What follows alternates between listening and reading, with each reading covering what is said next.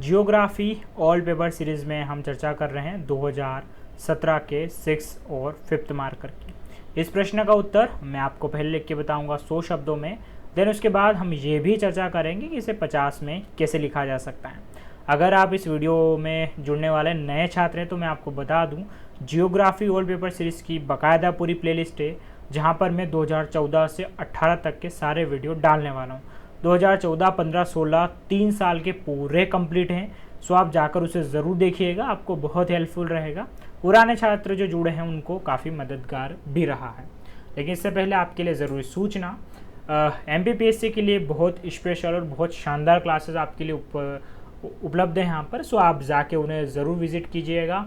Mains के लिए आपको डेली क्वेश्चंस, ऑब्जेक्टिव क्वेश्चंस भी मिल जाएंगे। जो आपको क्लासेस दी जा रही उनके PDF नोट्स भी अलग से उपलब्ध होंगे। अगर आपको लगता है कि वाकई में ये वीडियो हमारे लिए सही है या नहीं, तो आप एक बार डेमो वीडियो विजिट कर लीजिएगा, ठीक है। खासकर इकोनॉमी के किस प्रकार से हम एनिमेशन के माध्यम से पढ़ा रहे हैं। हिस्ट्री, जियोग्राफी में बहुत एनिमेशन है।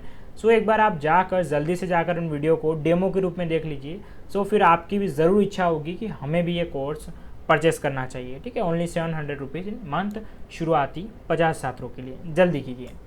अब यहाँ पर प्रश्न की तरफ हम लौटते हैं। प्रश्न है कि मध्य प्रदेश में मृदा अपरदन एवं मृदाहास की समस्याओं का विवेचन कीजिए तथा समाधान के उपाय बताइए। क्वेश्चन काफ़ी अच्छा है और बहुत इम्पोर्टेंट भी है। मध्य प्रदेश में मिट्टी से लगभग ये दूसरा तीसरा क्वेश्चन होगा, और अपरदन का पूछा है और मृदाहास दोनों का पूछा है। लगभग दोनों का मतलब एक ही होता है हालांकि, लेकिन फिर भी हम यहाँ पर डेफिनेशन में उसको क्लियर करेंगे। चले तो शुरुआत हम यहाँ पर करते हैं। 100 शब्दों में से लिखना है। तो मृदा अपरदन से आशय वर्षा जल या नदी जल द्वारा मिट्टी का कटाव या अपने साथ बहाकर ले जाना, जिससे मृदा हास होता है। तो मृदा अपरदन तो एक तरीके से कटाव होता है, लेकिन उसके बाद में जो मिट्टी होती है उसकी उर्वरक शक्ति जो है वो कम हो जाती है। तो उससे क्या होती है, फिर मृदा का हास होना शुरू हो जाता है। तो मृदा अपरदन के बाद ही क्या शामिल होता है, मृदा का हास शामिल होता है। अब इसके बाद हम यहाँ पर एक एक पॉइंट करके इन उत्तर को हम लिखेंगे। स्वाभाविक सी बात है, उसने आपसे विवेचन पूछा है। विवेचन मतलब लगभग कारण या कहाँ कहाँ पर ये हैं इसलिए पूछा है, और समाधान के उपाय। 100 में ही आपको दोनों को बताना है। तो पॉइंट हम यहाँ पर कारण के ज़्यादा नहीं लिखेंगे, खास खास पे चर्चा करेंगे। तो मध्य प्रदेश में नर्मदा एवं चंबल नदियाँ प्रमुख रूप से मृदा अपरदन करती हैं। विवेचन करना है यानी कि बताना है। तो ये दो नदियाँ प्रमुख रूप से करती हैं। दूसरा ये कि मध्य प्रदेश में चंबल एवं उनकी सहायक नदियों के कारण भिंड, मुरैना, श्योपुर जिले मृदा अपरदन से सर्वाधिक प्रभावित हैं। तो ये हमने यहाँ पर दूसरा पॉइंट बता दिया कि मध्य प्रदेश के कौन से क्षेत्र प्रभावित हैं। तो ऊपरी मध्य प्रदेश का जो मध्य भारत का पठार है, जिसमें प्रमुखतया भिंड, मुरैना, श्योपुर जिले आते हैं, वो सर्वाधिक प्रभावित है और मुरैना सर्वाधिक है इसमें। इसके बाद तीसरा ये कि इन क्षेत्रों में नदियों के किनारों के निकट कई मीटर गहरे गड्ढों का निर्माण हो चुका है, जिनसे बीहड़ निर्मित हो गए हैं। तो अगर आपने चंबल के डाकू का नाम सुना होगा, तो कारण ये था कि उस जगह जो गड्ढे हैं वो इतने गहरे हैं और इतने लंबी लंबी खाइयाँ थी कि उसमें जो डाकू वो आसानी से छिप सकते थे और किसी के हाथ नहीं लगते थे, इस कारण से। तो ये वही इलाका है क्योंकि ऊपर का जो भिंड, मुरैना, श्योपुर वाला है वो चंबल संभाग के अधीन ही आता है। अब उसके बाद चौथा पॉइंट कि इन बीहड़ में वन मृदा का भयंकर ह्रास हुआ है तथा 6 लाख हेक्टेयर कृषि भूमि समाप्त हो गई। आप स्वाभाविक सी बात है, अगर आप ग्रामीण क्षेत्र से बिलोंग करते होंगे तो आपको पता है कि अगर खेत के किनारे से भी अगर हर साल उसी रास्ते से पानी बहकर निकलता है, तो फिर इसका जो रास्ता है वो धीरे धीरे चौड़ा होने लगता है और मिट्टी का कटाव होने लगता है। ये आपको अच्छे से पता होगा।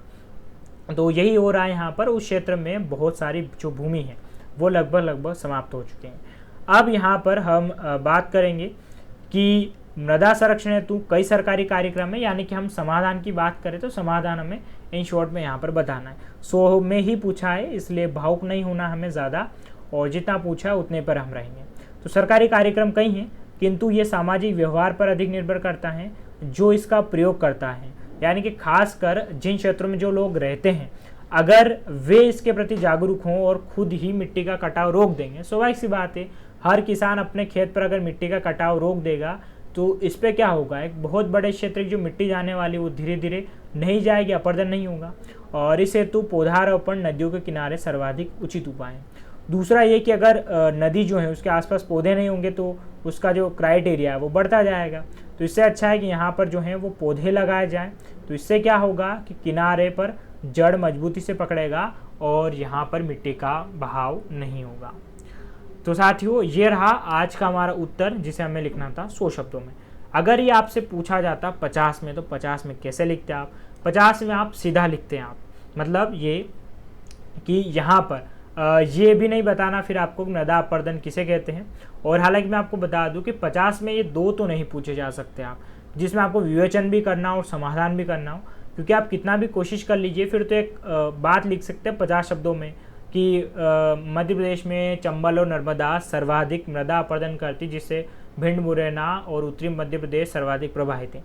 इतना लिखने के बाद सीधा आप उपाय की लाइन पर आ सकते थे कि इसके उपाय हेतु नदियों के किनारे पर सर्वाधिक पेड़ पौधे लगाए जाए और व्यवहारिक जागरूकता लाई जाए। इतने में ही आपके 50 पूरे हो सकते हैं। एक कारण ये कर सकते हैं कि दूसरा मैं आपको उपाय बताता हूँ, जो यहाँ पर विवेचन है इसके लिए आप 50 शब्द पूरे लिखिए सिर्फ विवेचन के लिए, और समाधान के लिए आप क्या करें, एक डायग्राम बना दें ऐसे उसमें समाधान करके, और उसमें फिर आसपास डायरेक्ट ऐसे डिनोट कर दे कि क्या क्या उपाय हो सकते हैं। तो इससे क्या होगा कि जो डायग्राम है आपका वो शब्दों में काउंट यहाँ पर नहीं होगा और आपका उत्तर भी बेहतर हो जाएगा। चलिए साथियों, तो आशा करता हूँ इस वीडियो में मैं आपकी बेहतर मदद कर पाया हूँगा। अगर आपको पसंद आता है तो लाइक और शेयर तो आप बिल्कुल नहीं करते हैं, ठीक है। खैर, जो विद्या है वो बांटने से बढ़ती है, लेकिन आप हमारे होनहार छात्र हैं, शायद आप हमारे इस मामले में मदद नहीं करेंगे। फिर भी मैं आपसे उम्मीद रखता हूँ कि आप हमारे वीडियो को ज़रूर शेयर करेंगे, उन साथियों तक भी पहुँचाएंगे जो इसकी चाहत रखते हैं या जिनको आवश्यकता है। चलिए, आज का वीडियो यहीं समाप्त होता है। धन्यवाद।